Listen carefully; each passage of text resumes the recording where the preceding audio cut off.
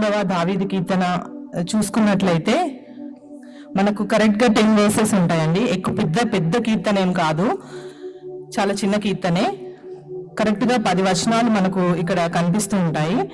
ఇప్పుడు మనం చదువుకున్నాం కదండి 10 వచనాలు కూడా.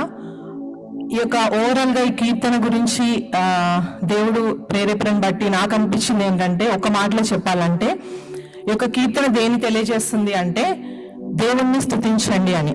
చక్కగా ఇప్పటిదాకా పాటలు పాడారు, నిజంగా స్తుతి పాటలు పాడారు. నా మెసేజ్కి కూడా అది రిలేటెడ్గా అనిపించింది. దేవుని దావీదు వాళ్ళే నాట్యమాడి తండ్రి నేను స్తుతించేదా నీ నామని స్తుతి పాటలు పాడారు కదా. స్తుతి పాటలు పాడి ఆయనని నిజంగా మనము ఆయన నామాన్ని మనం మహింపరిచాము. అదేవిధంగా ఈ యొక్క కీర్తన ఓవరాల్ గా చూసుకున్నట్టయితే ఫస్ట్ వర్స్ నుంచి లాస్ట్ వర్స్ 10th వర్స్ వరకు కూడా యెహోవాను స్తుతించుడి అని ఉంటుంది. ఈ కీర్తన రాసింది దావీదు రాసినటువంటి కీర్తన. ఇంకో విధంగా చూసుకున్నట్లయితే ఈ కీర్తన ఒక ఇశ్రాయేలీయుడు ఆయన చేసినటువంటి కార్యాలను బట్టి మనకు తెలియజెప్తున్నటువంటి కీర్తనగా మనకు కనబడుతూ ఉంది. ఇక్కడ కొన్ని క్వశ్చన్స్ మనం రేస్ చేద్దామండి. What should we do? First మనం ఏం చేయాలి అంటే we should praise the lord. English బైబిల్లో చూసుకున్నట్టయితే ఫస్ట్ వర్స్ ఏమని ఉంటుందంటే ప్రైజ్ ద లార్డ్ అని ఉంటుంది. What should we do? We should praise the Lord. Where should we praise him? ఎక్కడ ఆయనని స్తుతించాలి అంటే యథార్థవంతుల సభలో, అదే ఫస్ట్ వర్స్ లో ఉంటుంది. యథార్థవంతుల సభలోను సమాజంలోను పూర్ణ హృదయంతో నేను యెహోవాకు స్తుతులు చెల్లించేదను. యథార్థవంతుల సభ అంటే ఇన్ ద అసెంబ్లీ అండ్ సమాజంలో అంటే కాంగ్రిగేషన్ అండి. యథార్థవంతుల సభ అంటే ఏ గ్రూప్ ఆఫ్ క్లోజ్ బిలీవర్స్. యథార్థవంతులు అంటే నీతి జరిగించేవారు, న్యాయాన్ని జరిగించేవారు. మనందరము కూడా దేవుని నమ్ముకున్నటువంటి బిడ్డలం కదండి. ఆయన రక్తంలో కడగబడినటువంటి బిడ్డలం కాబట్టి మనం యథార్థులం. ఈ యొక్క సంఘంలో ఉన్న వాళ్ళందరూ యథార్థవంతుల సభలోనూ ఆయనని స్తుతించాలి, సమాజంలోనూ ఆయనని స్తుతించవలసిందిగా ఈ యొక్క వర్స్ తెలియజేస్తుంది మనకు. సమాజంలో అంటే సమాజంలో చాలా రకాల పీపుల్ ఉంటారు. సమాజం అనగానే మనకు అన్యాయస్తులు ఉంటారు, న్యాయం జరిగించే వారు ఉంటారు, అవినీతి పరులు ఉంటారు, నీతి పరులు ఉంటారు, దేవుని నమ్ముకున్న బిడ్డలు ఉంటారు, దేవుని నమ్ముకొని బిడ్డలు ఉంటారు. అనేక మనస్తత్వాలతో మనకు కనిపిస్తూ ఉంటారు.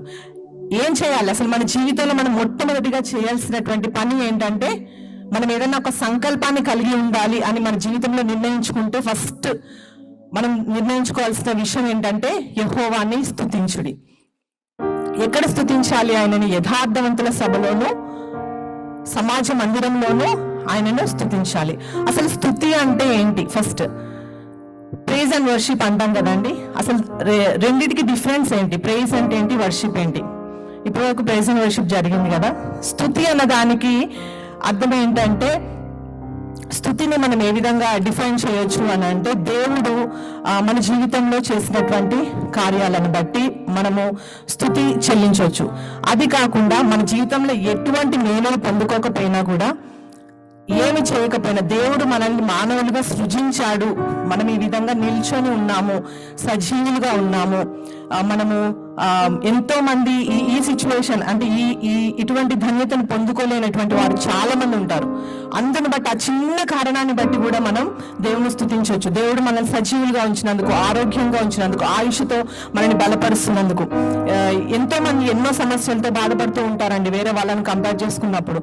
దేవుడు మనం అట్లా చూసుకున్నప్పుడు నిజంగా మనం మానవులుగా దేవుడు పుట్టించినందుకే మనం దేవుణ్ణి స్తుతించేటువంటి వారంగా. పెద్ద రీజన్ అవసరం లేదండి దేవుని స్తుతించడానికి.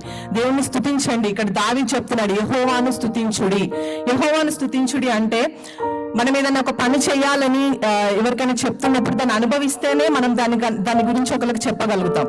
దావీదు ఎంత ఆయన యొక్క మాధుర్యాన్ని, ఆయన యొక్క వాక్యాన్ని, ఆయన యొక్క క్రియలను అనుభవిస్తే ఈ మాట చెప్పగలుగుతున్నాడు అండి దావీదు మహారాజు. దావీదు చెప్తున్నాడు యెహోవాను స్తుతించుడు. ఎందుకంటే ఆయన స్తుతిలో ఉన్నటువంటి రిజల్ట్, ఆ ఫలితం ఏదైతే ఉందో దావీదు పొందుకున్నట్టుగా మనం ఇక్కడ చూస్తున్నాము. ఎక్కడైనా స్తుతించాలి. Where should we praise him? In the assembly, in the congregation. ఎక్కడ? యథార్థవంతుల సభలో అండ్ సమాజంలో ఆయనను స్తుతించేటువంటి వారంగా ఉండాలి. స్తుతి అంటే మనకు పెద్ద డిఫైన్ చేయాల్సిన అవసరం లేదు. మన జీవితంలో మనల్ని సజీవులుగా ఉంచినందుకు, మనకి యొక్క మానవ జన్మని ఇచ్చినందుకు దేవుణ్ణి సృజించాలి. నిజంగా చెప్తున్నాను. ఎందుకంటే కేవలం ఒక మనుష్యులకు మాత్రమే దేవుణ్ణి స్తుతించేటువంటి అవకాశం ఉంది. ఈ యొక్క చూసుకుంటే ఈ యొక్క వరల్డ్లో ఈ యొక్క చూసుకున్నట్లయితే ఎన్నో ఉన్నాయి. మనకు ఆర్గానిజమ్స్ అంటే లివింగ్ థింగ్స్ ఉంటాయి, నాన్ లివింగ్ థింగ్స్ అంటే ఏమి చేయలేవు. మనకు మాత్రమే జీవాన్ని దేవుడు ఇచ్చి ఉన్నాడు. దాన్ని బట్టి, మనకి ఇచ్చిన జీవాన్ని బట్టి దేవుని మనం స్తుతించేటువంటి వారంగా ఉండాలి.